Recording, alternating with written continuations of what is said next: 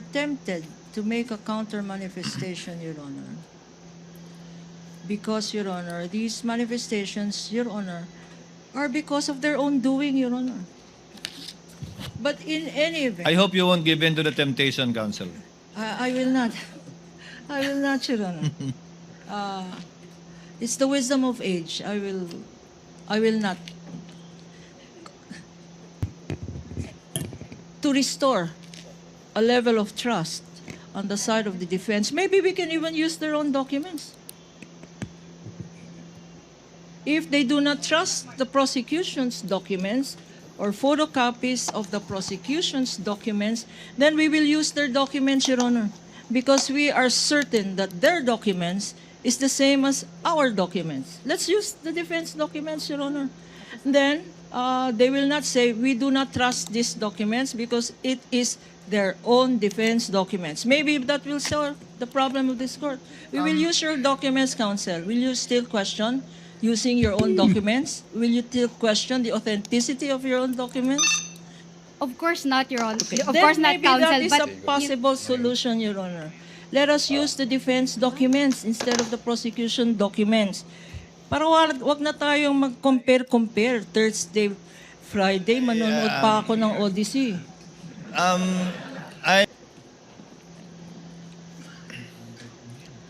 With the permission of the counsel, for the panel of prosecutors as well as the counsel for the respondent, we will be adjourning in a few minutes for our afternoon session. So to be able to move on somewhat, the court directs that Hailene go over these documents after today's trial so that when she continues her testimony on Monday, that she can already testify as to those documents, if indeed those are the same documents that she reviewed, perused, and were turned over to her by Attorney Wamil. In the meantime, counsel, perhaps we can proceed with the table of or the summary prepared by either with Mr. Wamil or the witness before we call for adjournment. At least napakinggan natin si Ms. Hailene. Your Honor, just a quick manifestation, Your Honor. Yes, counsel for respondent. Yes, Your Honor. We noted that the list of accounts, which was supposed to be prepared by Mr. Wamil, with the caption OVP, open parenthesis, December 21 to 31, 2022, close parenthesis, was unsigned and it was undated. Second, the witness is merely flipping the pages without comparing the ARs with the list, Your Honor, to check whether the ARs are the same with what was listed by Mr. Wamil, Your Honor. And the third one is that we note that the folders containing the ARs were not marked as exhibits of the prosecution, Your Honor. For the record, Your Honor. Duly noted. However, the witness may testify as to the summary and or table if she's aware of it and if indeed it was part of the documents turned over to her by Mr. Wamil. Counsel for the panel of prosecutors. Your Honor, we are tempted to make a counter manifestation, Your Honor. Because, Your Honor, these manifestations, Your Honor, are because of their own doing, Your Honor. But in any event, I hope you won't give in to the temptation, counsel. I will not. I will not, Your Honor. It's the wisdom of age. I will not. Let's get something out Yes, of Your Ms. Honor. Hailene. In fact, Your Honor, may I continue? May we continue to aid this honorable presiding officer that during the interregnum from today's proceedings until Monday, there will be other tabulations, Your Honor, and there will be other acknowledgement receipts. And we propose, Your Honor, and regret that this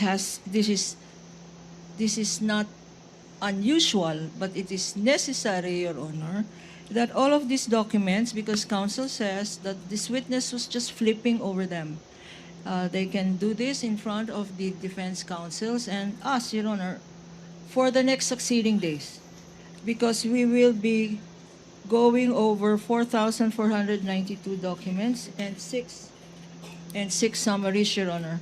hopefully that we will be doing that in the next days out of court so that by Monday it will be a speedier presentation of testimonial evidence, Your Honor. If you're converting that in, are you making a motion, counsel? Yes, Your Honor, may we so move that we be allowed to do this, not only as respect to the last quarter of December 2022, which is suggestion of the presiding officer, but to all the quarters, quarter 1, 2, and 3 for the OVP, and quarter 1, 2, and 3 for the DepEd.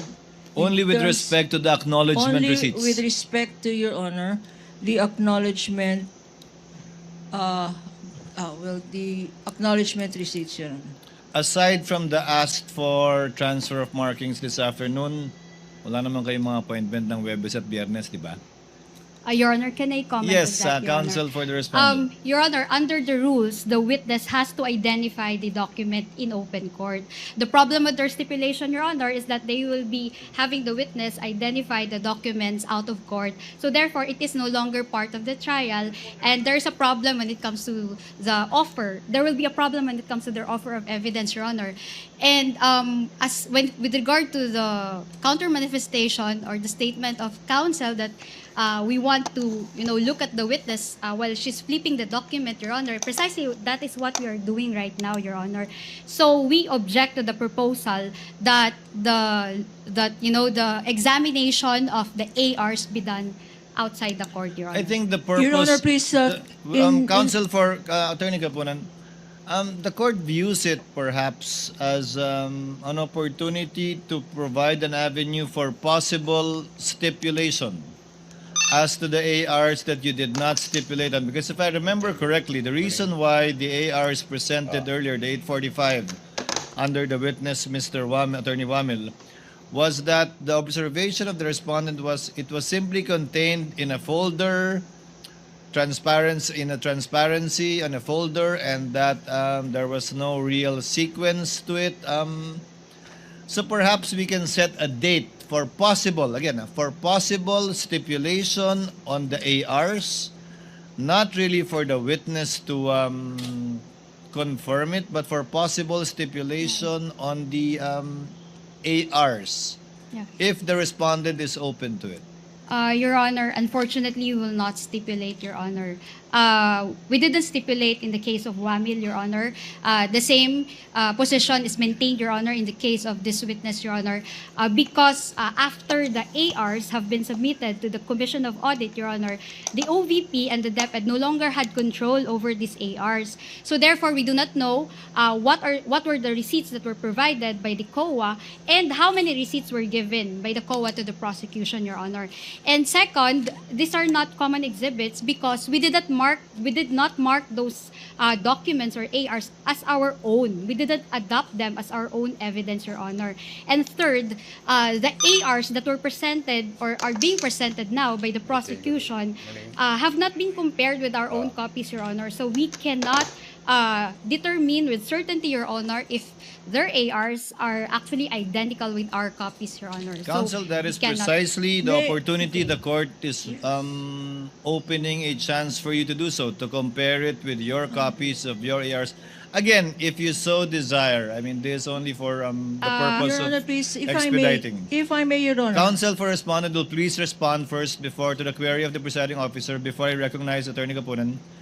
Yes, Attorney Christine, so you do not want to take the opportunity to compare your copies of the ARs with their copies of the ARs as submitted to COA or as allegedly submitted to COA? Your Honor, upon discussion with the team, Your Honor, unfortunately, we cannot do that. Noted. Attorney Kapunan, what is your pleasure? With due indulgence, Your Honor, now I will give in to my temptation. First, Your Honor,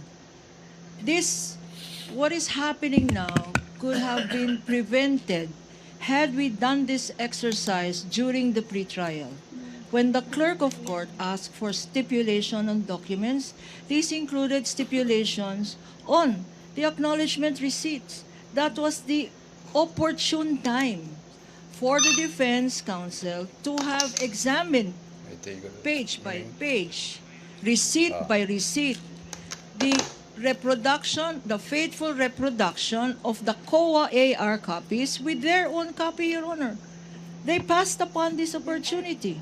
Now that we want it done more expeditiously by a motion that I have proposed, which incidentally I wish to amend, that because of their objection to being an out of court, may we amend my motion, Your Honor, that it be done in front of the clerk of court and that the clerk of court be duly authorized by authority of the Honorable Impeachment Court to preside over the sessions, Your Honor.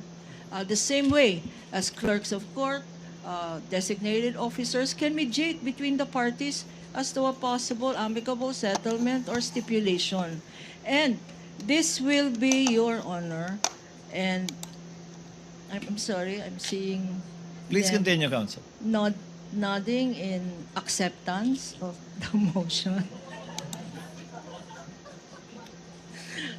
Unfortunately, I think quite the opposite, Counsel, because he's not looking forward to the workload. Your But please Honor, proceed. please. And so, if that is done, Your Honor, then we will be making more efficient use of the time of this honorable court. The marking, the identification by this witness, the comparison of both the prosecution markings These and the ARs have defense not been markings. individually marked, Counsel? They have been marked, Your Honor. As a Counsel, for matter the of respondent, fact- you said they were not yet marked, the ones being showed to the witness. No, Your Honor.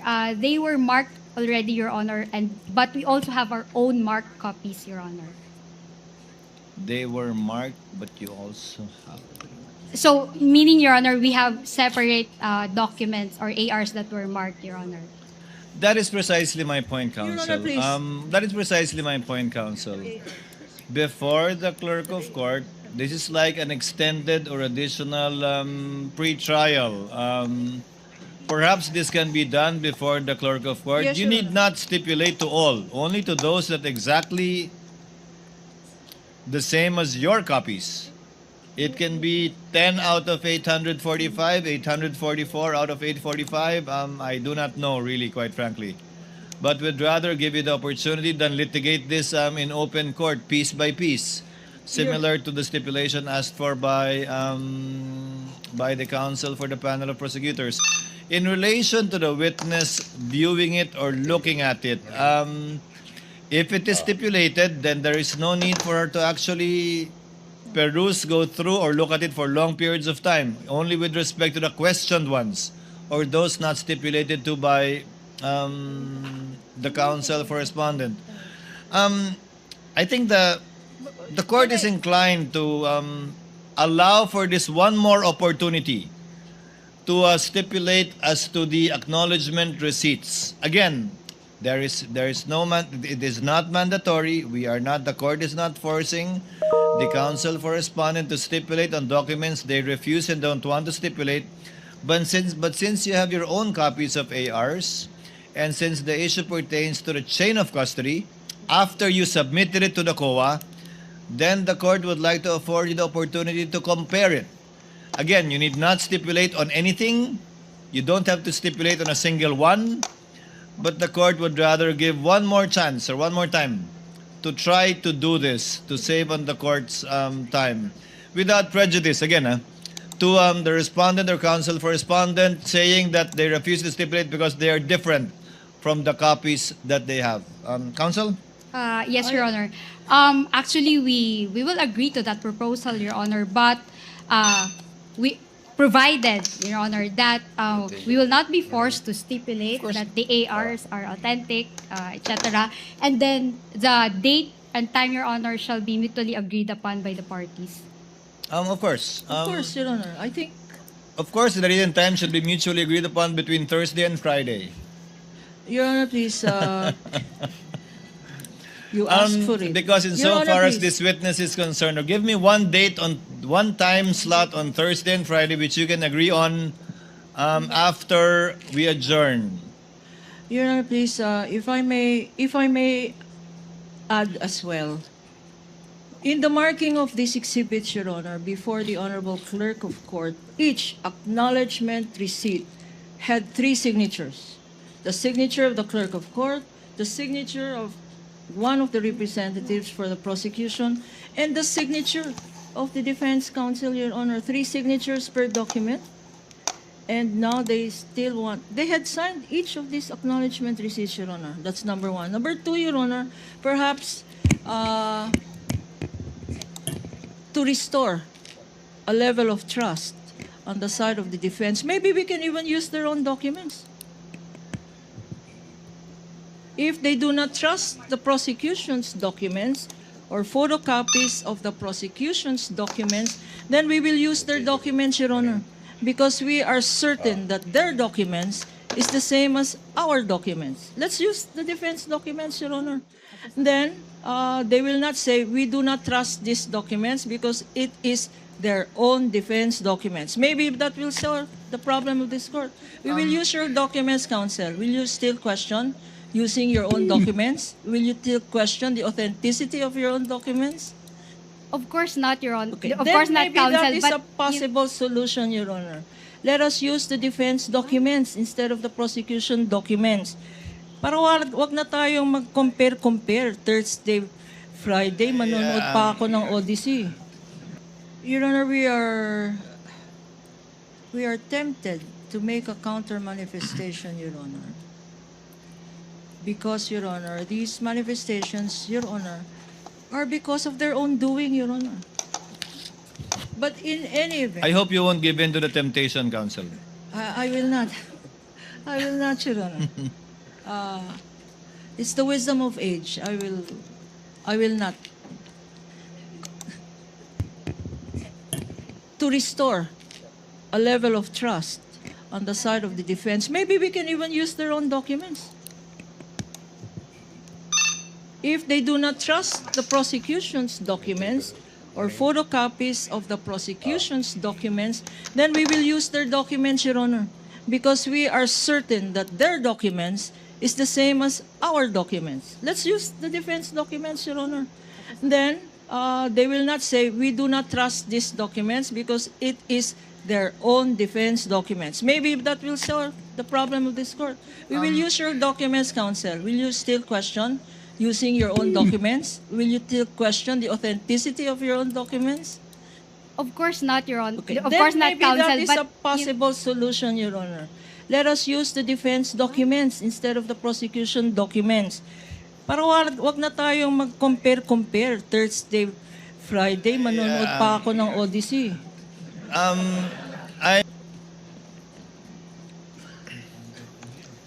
With the permission of the counsel, for the panel of prosecutors as well as the counsel for the respondent,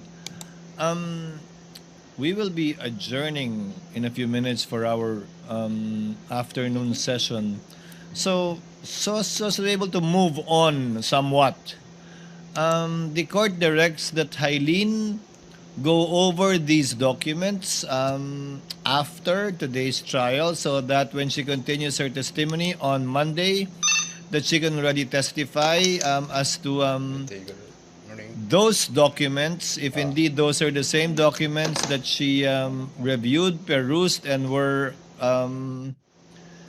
turned over to her by Attorney Wamil. In the meantime, counsel, perhaps you can proceed with the table of or the summary prepared by either Mr. Wamil or the witness before we call for adjournment. At least napakinggan natin si Ms. Hailene. Your Honor, just a quick manifestation, Your Honor. Yes, counsel for respondent. Yes, Your Honor. We noted that the list of accounts, which was supposed to be prepared by Mr. Wamil, with the caption OVP, open parenthesis, December 21 to 31, 2022, close parenthesis, was unsigned and it was undated. Second, the witness is merely flipping the pages without comparing the ARs with the list, Your Honor, to check whether the ARs are the same with what was listed by Mr. Wamil, Your Honor. And the third one is that we note that the folders containing the ARs were not marked as exhibits of the prosecution, Your Honor. For the record, Your Honor. Duly noted. However, the witness may testify as to the summary and or table if she's aware of it and if indeed it was part of the documents turned over to her by Mr. Wamil. Counsel for the panel of prosecutors. Your Honor, we are tempted to make a counter manifestation, Your Honor. Because, Your Honor, these manifestations, Your Honor, are because of their own doing, Your Honor. But in any event, I hope you won't give in to the temptation, Counsel. I will not. I will not, Your Honor. It's the wisdom of age. I will not. Let's get something out Yes, of Your Ms. Honor. Eileen. In fact, Your Honor, may I continue? May we continue to aid this honorable presiding officer that during the interregnum from today's proceedings until Monday, there will be other tabulations, Your Honor, and there will be other acknowledgement receipts. And we propose, Your Honor, and regret that this is not unusual, but it is necessary, Your Honor, that all of these documents, because counsel says that this witness was just flipping over them, they can do this in front of the defense counsels and us, Your Honor, for the next succeeding days, because we will be going over 4,492 documents and six summaries, Your Honor. Hopefully that we will be doing that in the next days out of court so that by Monday it will be a speedier presentation of testimonial evidence, Your Honor. If you're converting that in, are you making a motion, Counsel? Yes, Your Honor, may we so move that we be allowed to do this, not only as respect to the last quarter of December 2022, which is suggestion of the presiding officer, but to all the quarters, quarter 1, 2, and 3 for the OVP, and quarter 1, 2, and 3 for the DepEd. Only with respect to the acknowledgement receipts. Only with respect to, Your Honor, the acknowledgement, the acknowledgement receipts, Your Honor. Aside from the asked for transfer of markings this afternoon, wala naman kayong mga appointment ng Webes at Biyernes, di ba? Your Honor, can I comment Yes, on that, Your Counsel Honor? for the respondent. Your Honor, under the rules, the witness has to identify the document in open court. The problem with their stipulation, Your Honor, is that they will be having the witness identify the documents out of court. So therefore, it is no longer part of the trial. And there's a problem when it comes to the offer. There will be a problem when it comes to their offer of evidence, Your Honor. And with regard to the counter manifestation or the statement of counsel that we want to look at the witness while she's flipping the document, Your Honor, precisely that is what we are doing right now, Your Honor. So we object to the proposal that the examination of the ARs be done outside the court, Your Honor. I think the purpose... Your Honor, please, Counsel for Attorney Kapunan, the court views it perhaps as an opportunity to provide an avenue for possible stipulation as to the ARs that you did not stipulate on. Because if I remember correctly, the reason why the ARs presented earlier, the 845, under the witness, Mr. Attorney Wamil, was that the observation of the respondent was it was simply contained in a folder, transparency in a folder, and that there was no real sequence to it. So perhaps we can set a date for possible stipulation on the ARs, not really for the witness to confirm it, but for possible stipulation on the ARs, Yeah. if the respondent is open to it. Your Honor, unfortunately, we will not stipulate, Your Honor. We didn't stipulate in the case of Wamil, Your Honor. The same position is maintained, Your Honor, in the case of this witness, Your Honor, because after the ARs have been submitted to the Commission of Audit, Your Honor, the OVP and the DepEd no longer had control over these ARs. So therefore, we do not know what were the receipts that were provided by the COA and how many receipts were given by the COA to the prosecution, Your Honor. And second, these are not common exhibits because we did not mark those documents or ARs as our own. We didn't adopt them as our own evidence, Your Honor. And third, the ARs that were presented or are being presented now by the prosecution have not been compared with our own copies, Your Honor. So we cannot determine with certainty, Your Honor, if their ARs are actually identical with our copies, Your Honor. Counsel, that we is cannot- precisely the May- opportunity the court is opening a chance for you to do so, to compare it with your copies of your ARs. Again, if you so desire, I mean, this only for the purpose Your Honor, of please, if I may, Your Honor. Counsel for respondent will please respond first before to the query of the presiding officer before I recognize Attorney Kapunan. Yes, Attorney Christine, so you do not want to take the opportunity to compare your copies of the ARs with their copies of the ARs as submitted to COA or as allegedly submitted to COA? Your Honor, upon discussion with the team, Your Honor, unfortunately, we cannot do that. Noted. Attorney Kapunan, what is your pleasure? With due indulgence, Your Honor, now I will give in to my temptation. First, Your Honor, what is happening now could have been prevented had we done this exercise during the pretrial. When the clerk of court asked for stipulation on documents, these included stipulations on the acknowledgement receipts. That was the opportune time for the defense counsel to have examined page by page, receipt by receipt, the faithful reproduction of the COA AR copies with their own copy, Your Honor. They passed upon this opportunity. Now that we want it done more expeditiously by a motion that I have proposed, which incidentally I wish to amend, that because of their objection to being an out of court, may we amend my motion, Your Honor, that it be done in front of the clerk of court and that the clerk of court be duly authorized by authority of the Honorable Impeachment Court to preside over the sessions, Your Honor. The same way as clerks of court, designated officers can mediate between the parties as to a possible amicable settlement or stipulation. And this will be, Your Honor, and I'm sorry, I'm seeing Please them continue, Counsel. nodding in acceptance of the motion. Unfortunately, I think this- quite the opposite, Counsel, because he's not looking forward to the workload. Your But please Honor, proceed. please. And so, if that is done, Your Honor, then we will be making more efficient use of the time of this honorable court. The marking, the identification by this witness, the comparison of both the prosecution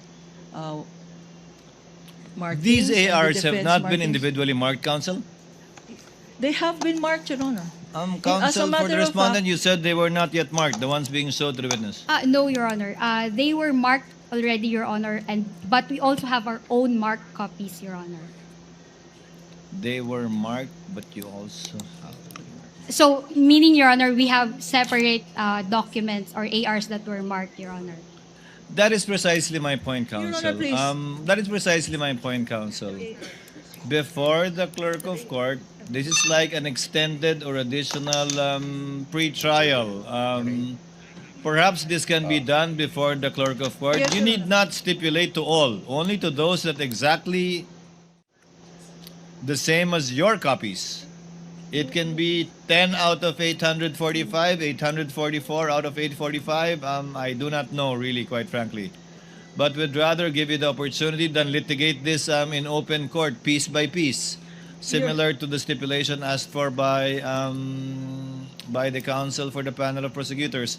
In relation to the witness viewing it or looking at it, if it is stipulated, then there is no need for her to actually peruse, go through, or look at it for long periods of time, only with respect to the questioned ones or those not stipulated to by the counsel for respondent. I think the